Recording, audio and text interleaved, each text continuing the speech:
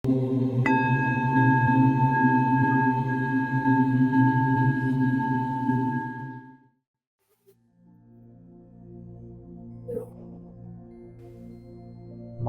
কখন সাধনা শুরু করা উচিত?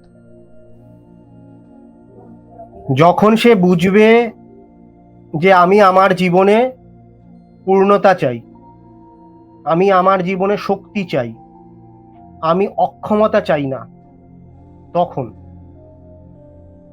পূর্ণতার জন্য সাধনা, অসম্পূর্ণতার জন্য সাধনা নয়। আনন্দের জন্য সাধনা, দুঃখের জন্য সাধনা নয়। আনন্দকে যাতে আমার ভিতরে ধারণ করি এবং ছড়াতে পারি, আনন্দের যাতে বিকাশ ঘটে, তাই সাধনা। আনন্দের ঘাটতি ঘটানোর জন্য সাধনা নয়। এইবার আমরা সাধনা শুরু করতে যখন যাই, মানে যেটাকে ধ্যান বলি, প্রাণায়াম বলি, মন্ত্র বলি, এসব যেসব করতে যাই, তখন আমরা কোনো না কোনো একটা আশ্রমে যাই বা কিছু করি, প্রক্রিয়াতে ব্যস্ত হয়ে পড়ি। কিন্তু সেই প্রক্রিয়াটা নেওয়ার পিছনে কারণ যেটা হয়ে থাকে সেটা হলো জীবনে কোনো দুঃখ পেয়েছি, কোনো রকম কষ্ট কারণ হতে পারে। সেই কষ্টটা পরিবার থেকে আসতে পারে, সেই কষ্টটা আমাদের প্রিয়জন থেকে আসতে পারে, কাউকে হারানো থেকে আসতে পারে, বা শারীরিক কোনো সমস্যা, তার থেকে বেরোতে চাইছি, বা জীবনে আর কোনো কিছু ভালো লাগছে না, তার থেকে বেরোতে চাইছি। তো যাই হোক না কেন, ভিতরে যদি এই ধারণাটা না তৈরি হয় যে আমি আমার জীবনে পূর্ণতা চাই, সাধনার জন্য সেইটা করতে হবে যেটা পূর্ণতার জন্য করতে হবে। মানে আমার মনের যে বিকৃতি, আমার মনের যে ছোট ছোট চাহিদা, আমার মনের যে অভাব, আমার যে অলসতা, আমার যত ইনকেপেবিলিটিস, সেইটা যেন সাধনা যেন ওটার আমব্রেলা না হয়, সেটা যেন সাধনা প্রোটেক্ট করছে এরকম না হয়। মানে আমার অলসতাগুলো ওই সাধনার মাধ্যমে আমি নিজে প্রোটেক্ট করছি, বিকশিত হচ্ছে, এরকম যেন না হয়। এটা সাধনা হবে না কিন্তু তখন। মানে হবে, অসম্পূর্ণতার হবে, পূর্ণতার হবে না। মানে জীবনে দুঃখ কষ্ট আনবার জন্য যদি এইটা আমরা ক্লিয়ার না করতে পারি, তাহলে সাধনা কিন্তু জীবনে বহু ধরনের সমস্যা আনবে। কারণ এই আসন প্রাণায়াম করতে গিয়ে অনেক রকম সমস্যা, স্বাভাবিক জীবনটা নষ্ট হবে।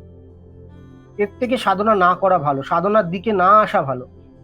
যদিও বা গোটা জীবনটাই সাধনা, জীবন মাত্রই সাধনা, আলাদা করে কোনো কিছু নয়। কিন্তু ওই তুমি পূর্ণতা করবে কি অসম্পূর্ণতা করবে, কোন দিকে এগোবে। এবার স্বাভাবিকভাবে তুমি কনসিয়াসলি যদি কিছু ডিসিশন না নাও, তাহলে তোমার জীবনে কখনো অসম্পূর্ণতা কখনো পূর্ণতা মিক্সড হয়ে আসবে, ভালো খারাপ মিক্স চলবে, জীবন যেমন চলার চলবে। কিন্তু যদি তুমি এমন কোনো প্রক্রিয়া করো যেটা পূর্ণতার সমর্থনে, কিন্তু তুমি তোমার জীবিকা বা তোমার মানসিকতাকে এমন রাখো যেটা অসম্পূর্ণতার সমর্থনে, তাহলে দুটোর যে কন্ট্রাস্ট, দুটোর যে অপোজিং এনার্জি, সেইটা তোমার জন্য ঘাতক হয়ে যাবে। তুমি বাইরে থেকে ক্রিয়া করে যাচ্ছ যেটা পূর্ণতার জন্য, কিন্তু ভিতরে ভিতরে মনে মনে তোমার নানা রকমের ক্ষোভ, নানা রকমের রাগ সেটাকে পুষছো, তাহলে সেইখানে তো মানে রিয়াকশনটা উল্টো পাল্টা হয়ে গেল।